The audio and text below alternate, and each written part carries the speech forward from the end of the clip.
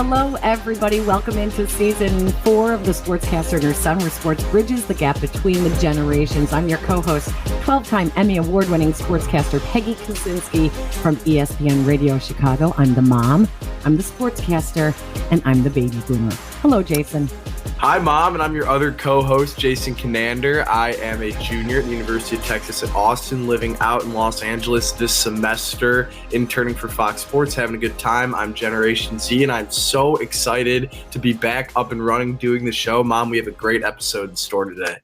This has been crazy NCAA tournament. I mean, Crazy, Jason. There's not a 1, 2, or 3 seed in the Final Four. There were no perfect brackets after the first round of the tournament. I mean, people were tearing up their brackets the first weekend. This has been amazing. Yeah, no, I mean, the NCAA tournament is always my favorite sporting event of the year, and I think that this year kind of proved there are no seeds 1 through 3 in the Final Four. I think that Florida Atlantic being in the Final Four in the year where they also pick up their first win in NCAA tournament history, I think is pretty cool as well. And then you also have Miami, UConn, and San Diego State rounding out the Final Four. First round was crazy with Purdue losing, David versus Goliath moment with Farley Dickinson taking them down. Second round was crazy as well with Kansas falling, another 1 seed falling. And, I mean, every round has gotten better. The tournament, the storylines have been great. The players have been great. In this new era of NIL and transfer portal, it's sort of produced a super high level of competition in the NCAA tournament, which is great for the storylines and has been really great for those who don't like the tournament being all chalk, because now we're going to get a non-conventional national champion here in the next week. It's been really fun to root for the underdogs. And for those of us who don't tune into college basketball until the tournament, it's been super fun. I was definitely cheering for Princeton. I thought it was just such a fun story. Here's the Ivy League with no scholarships. I really didn't know some of the other schools. I had never heard of them before, which was pretty funny. Farley Dickinson, we had heard of before. But this has been really fun, except, Jason, we were all rooting for your Texas Longhorns. I'm so sorry. Yeah, no, it was a great run for Texas. Of course, they came up a little bit short, as the school usually tends to do, but what an awesome run. And it was super cool. The Sweet 16 win over Xavier was never close at any point. Game against Penn State was a nice little comeback win. Obviously, they avoided getting upset in the first round, and their first round game as a 2 seed was like a couple minutes after that Princeton and Arizona game had went final. So I remember being at work and just saying to everybody, well, good thing the 2 seed losing in the first round is out of the way, because otherwise I was really worried about it being Texas. And so, it was a great run. They were the last seed 1 through 3, last team seeded on lines 1 through 3 to be eliminated from the tournament, which I think is an accomplishment in of itself. Rodney Terry earned the full-time job, so can't complain. It was a fun year of Texas basketball, and I always enjoy when the focus is on the sport that I care about 12 months out of the year. So that was enjoyable for a few weeks. And Jason, this has been a physical tournament. I think you're seeing the difference with Texas has all those super seniors on it. These are guys who may have transferred before the pandemic or during the pandemic. They missed a year during the pandemic. You have 24-year-olds playing against 18-year-olds. It has been a very, very physical tournament. Absolutely. Yeah. And I think that especially in the Texas-Miami game, I mean, maybe the game slowed down a little bit in the second half with some of the fouls called, but games have been called close. And I actually saw something that was pretty interesting. Almost every single game across the country from November to March had at least one flop warning called, and they haven't called a single flop warning the entire NCAA tournament. So while the games have been more physical, they actually are sort of letting the players play a little bit more, which is good. And it's great for the sport because I think college basketball has a little bit of this reputation of being maybe a little bit more finesse than the NBA and maybe a little bit more of like a sloppy play style. But I've always disagreed with that. And I think that sort of the beauty of the college game has been on full display the past couple of weeks. Well, and they call it one shining moment after the song that is played. And I'll tell you what, there has been more than one shining moment in this tournament. It has been really fun. Jason, a year ago, he was celebrating the 4A Illinois State Basketball Championship on a 37-1 Glenbard West team. I don't know now, what is it, like 8-9 months later? Ivy League Rookie of the Year honors, a Sweet 16 appearance in one of the most historic NCAA tournaments in basketball history. Let's welcome in freshman forward for the Princeton Tigers from Glenbard West. Cade Pierce is joining us here on the Sportscaster and Her Son podcast. Hi, Cade. Good morning. Good morning. Thank you so much for having me. Oh, absolutely. Okay, this is so crazy. Congratulations on what has been such a great season for you guys. Just the fourth 15 seed to make the Sweet 16. This tournament has been crazy. What is it like just to be a part of it and to play in it and to realize that you are playing on basketball's biggest stage for the college game? Yeah, it's unbelievable. I mean, it's what I dreamed of as a kid, honestly, and why I got into basketball, quite frankly. Just dreaming of playing in March Madness and, every year watching the Final Four and seeing one shining moment, that's just what I always wanted to be a part of. And being able to do that this year, and especially representing this school, wearing the Princeton on the front of my jersey, it's been unbelievable, and I'm so thankful to be a part of it. I want to talk about the Arizona game first and foremost. First of all, congratulations on that massive win. I interned at Fox Sports and we were watching the game live, and everyone couldn't believe it. So many people had Arizona winning it all, and I didn't, so I was pretty happy about it. But anyway, I think that what people don't really talk about so much with the upsets, you focus on the final score on the court, but what really makes an upset is the preparation. So tell us a little bit about sort of the film watching and the game plan that went into preparing to take down Arizona. Yeah, absolutely. Preparing for Arizona we kind of did the same thing we always do.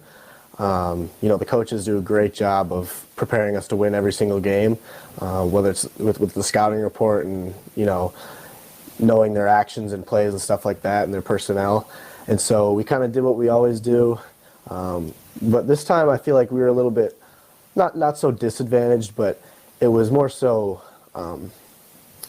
so we came off the Ivy League tournament, finished on the Sunday, and we played on Thursday.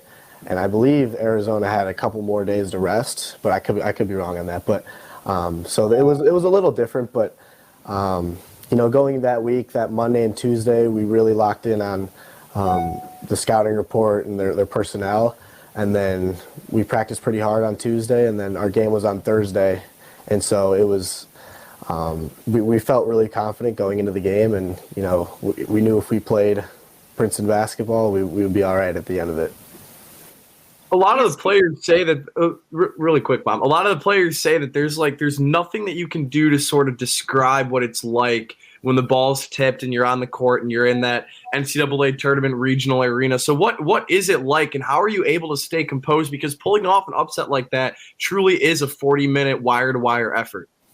Yeah, absolutely. Going into the game, it's kind of, you're a little antsy and anxious and nervous a little bit, and then at least for me, as soon as the ball went up, all the nerves left my body. I realized it was just another game at the end of the day. I've played probably 1,000 basketball games in my life, and what makes this one any different? It's just a little bit bigger of a stage. So I went into it with that mentality, and, it definitely helped me. As soon as the ball went up, I really just focused on playing basketball and playing this game that I've loved for so many years. So it's pretty simple. Cade, I'm probably more like your parents. I remember Princeton basketball as Pete Carroll, the motion offense. That's where they introduced it, to college basketball and kind of, stunned the world, back then.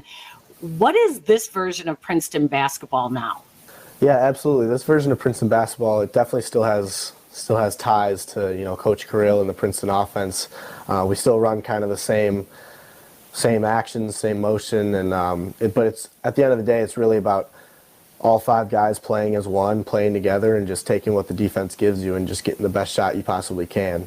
So, and then on the other end, defensively, it's just being tough and guarding and winning your one-on-one matchup. And so those keys it's quite simple at the end of the day, but those keys are what made us successful. I want to follow up on that with the defense. Jason and I were just talking. Cade, I cannot believe how physical this tournament is this year. I mean, it's like there's men in the game and then there's some young boys in the game. It is really physical. Were you at all surprised at how physical the game is now? Yeah, it's definitely a physical game.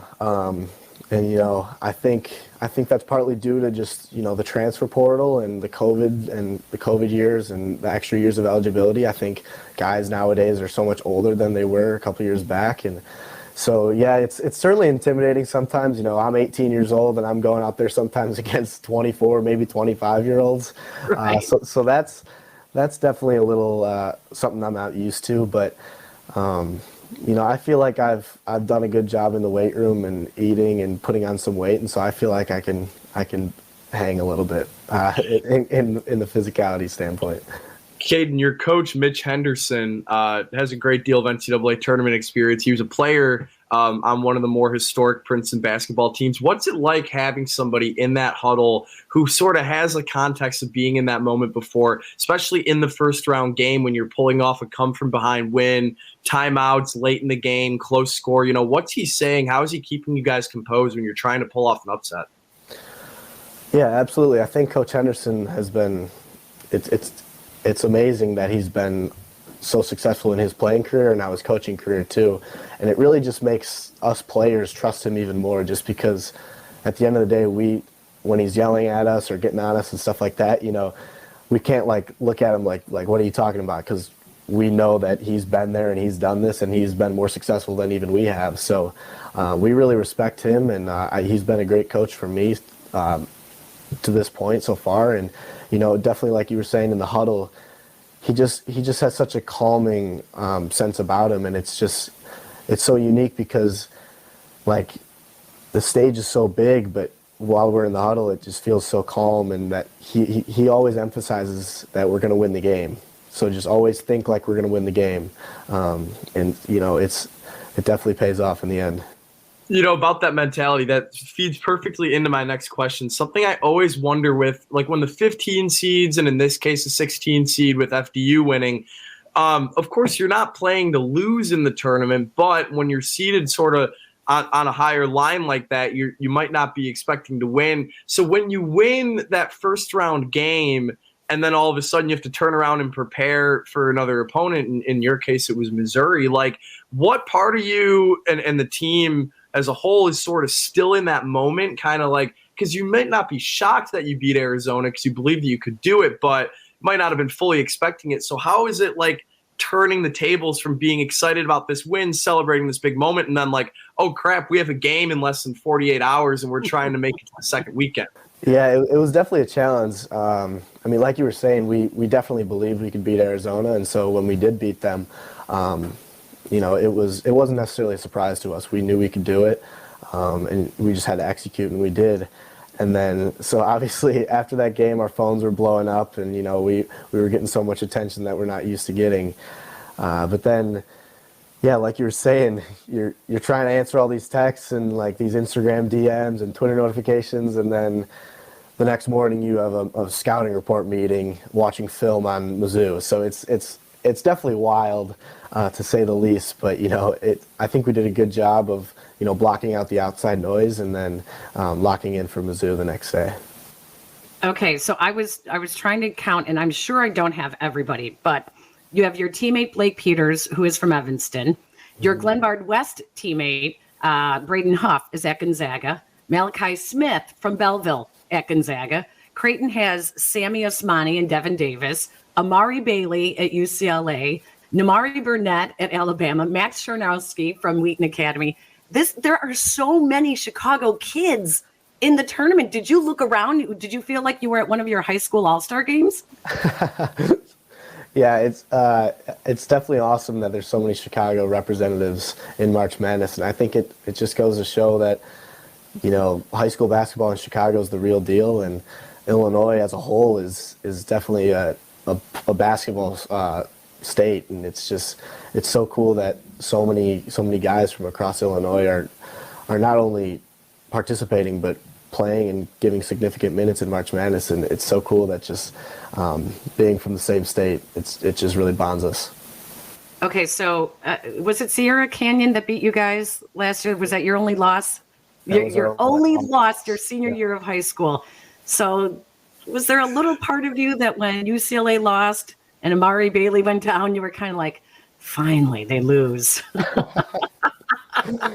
Yeah, I mean, that game is that's a tough question, but actually I'll share a funny story. That game, so when UCLA lost to Gonzaga, one of my best friends is Braden Huff at Gonzaga, and he texted in the group chat, like our high school basketball group chat from last year, and he's like, finally got my revenge on Amari Bailey. But he's like, this time I was sitting on the bench watching instead of playing, so it was a little different, but it was a funny moment.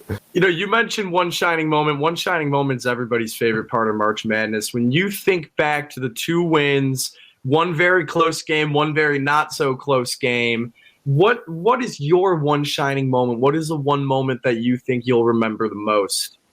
I think the moment I'll remember the most is just after both games, just going up to the crowd and just seeing the pure joy of all the Princeton fans. We were so lucky to have so many parents and alumni and faculty and staff that were able to make it out to Sacramento and Louisville as well. And just after each game, we would go up and thank them. And, after the Arizona and Missouri games especially, it was just pure joy and excitement from everybody wearing orange. And we're so thankful that so many people were able to make it out to Sacramento. That's almost 3,000 miles away from Princeton. So it was so cool to have so much support. And you're just a freshman. So how did the next, couple of years of college basketball live up to this one? Because this is a pretty crazy ride. Yeah, absolutely. I think it's going to be a hard freshman year to beat for sure. This team had so much success. We won the Ivy League regular season or share of it. We won the Ivy League tournament and obviously the Sweet 16. So there's definitely expectations for the years to come. Now that I've done it and we've done it, there's no reason why we can't get back to that point. So we just got to continue to work hard and hopefully we can make that happen. Okay, Caden, a couple of questions about Princeton. Were you offered scholarships at other schools? I mean, you're in the Ivy League that doesn't offer scholarships. Why Princeton for you? Yeah, I had other opportunities, but I think Princeton just gave me obviously the best academic school, one of the best academic schools in the world, as well as just the basketball history and the style of play. Princeton's one of those schools where I think it's one of the only schools that has an offense named after it, So obviously the history of Princeton basketball is there, and just the winning culture and tradition, and especially the support of the alumni and the former players too. It really is a family here, and I felt that when I came on my visit. The guys that were here last year, and my teammates now, they're so welcoming, and they're my best friends now. So I'm so happy that I chose here. Okay, so famously, your teammate, I love this, your teammate Blake in high school was asked what he wanted to be when he grew up, and he said he wanted to be Attorney General or Secretary of State. Well, now that he's at Princeton, no one's laughing at that. Everyone's like, oh, well, okay. What is it that you are studying, and what do you want to do with your Princeton degree?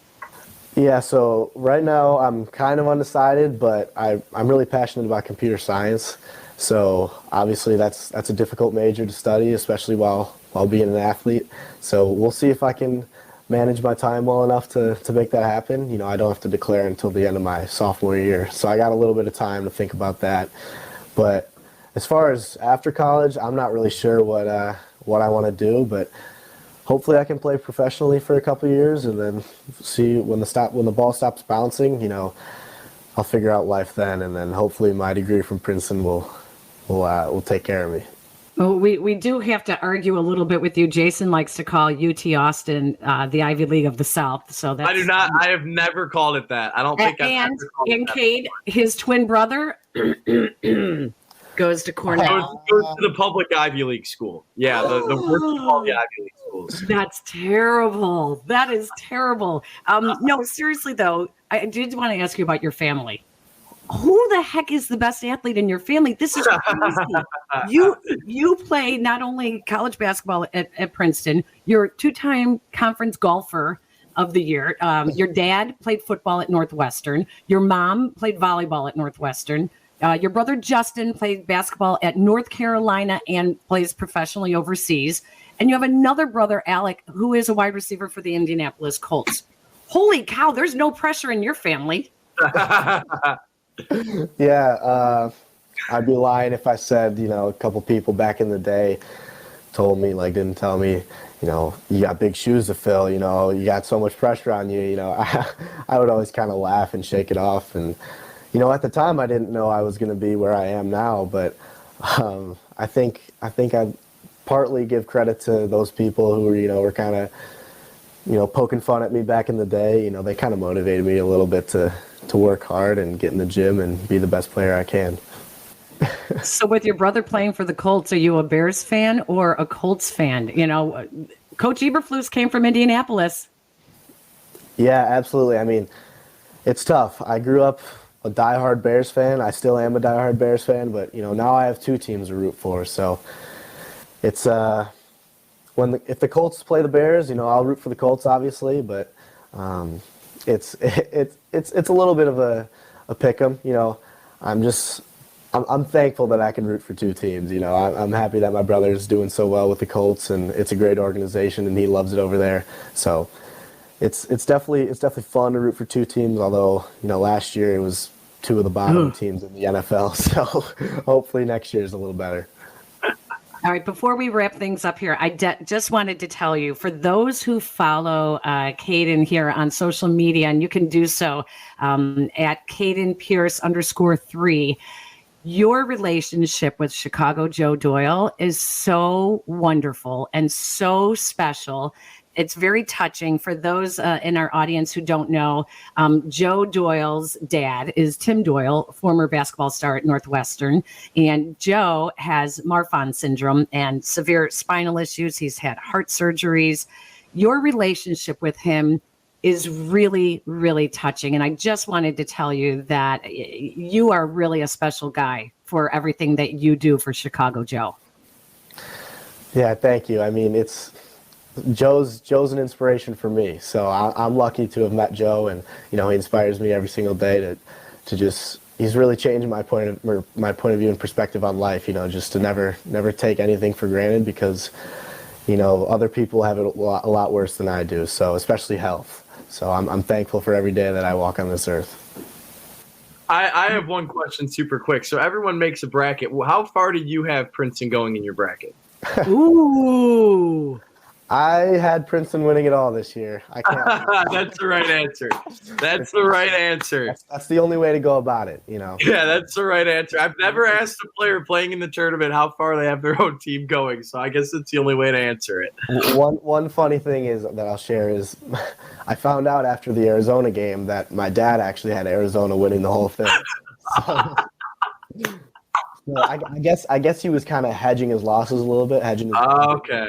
In case we had lost, he would root for Arizona all the way, but I'm sure he wasn't too upset that his bracket was busted right now. I'm sure you texted him immediately after the game, too, and told him, you want to check that bracket? Well, he was there, and so my whole family was there, and, my brothers, right away, they let me hear it. They're like, yeah, Dad picked Arizona, and I'm like, seriously, Dad? Come on. That's awesome. Yeah. Kate, thank you so much for taking the time out of your very busy day at school at Princeton. Thank you for such a fabulous run in the tournament. It was super fun to have a local guy, one of many to cheer for here in the Chicagoland area. And we wish you nothing but the best of luck in the rest of your career. And hopefully we're talking to you next year in the tournament too. Absolutely. Thank you so much for having me on. Our thanks to Cade Pierce for joining us here on the podcast. You can follow him on Instagram and Twitter at Caden Pierce _3. That was really fun, Jason. All right. We need some predictions. That was a lot of fun. And I just want to say super quick before getting into the predictions, I had never talked to somebody who was on an NCAA tournament team, more or less on a Cinderella team.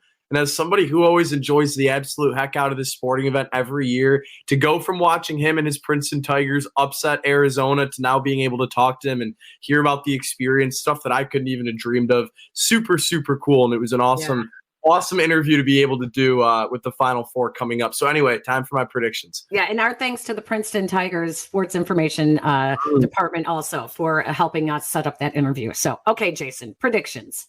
All right, predictions. So I'm going to do 2 college basketball, 1 Major League Baseball, given the time. So last night was the McDonald's All-American game, which, by the way, they should have never moved from Chicago. Super annoying how it's in like a different city every year now.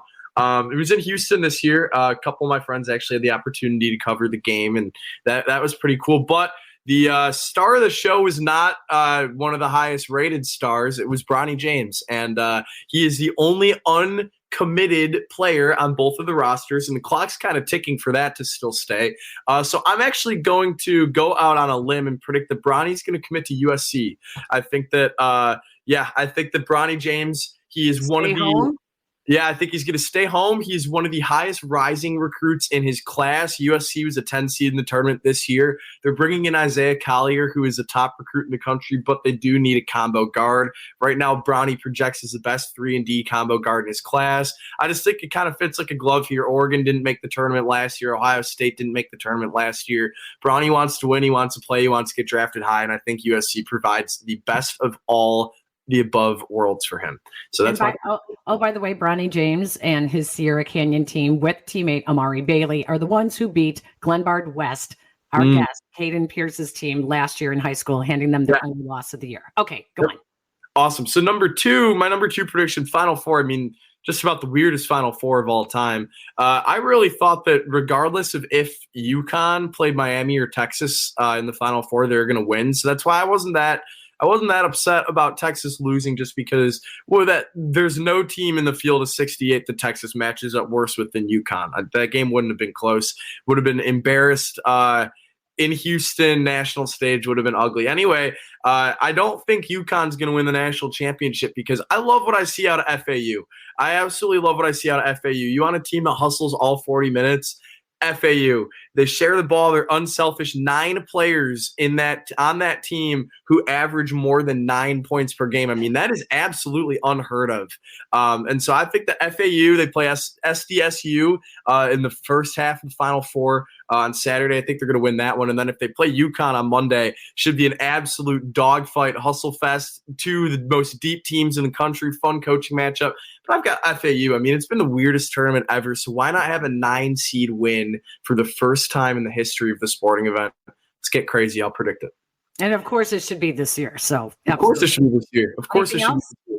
Yeah, number 3. Of course, you talk about Texas getting eliminated from the tournament, as if my frustration with sports, wasn't going to grow at all. The White Sox season starts in a couple of days. It actually starts tomorrow, and so I'm going to predict that they're not going to win the AL Central this year.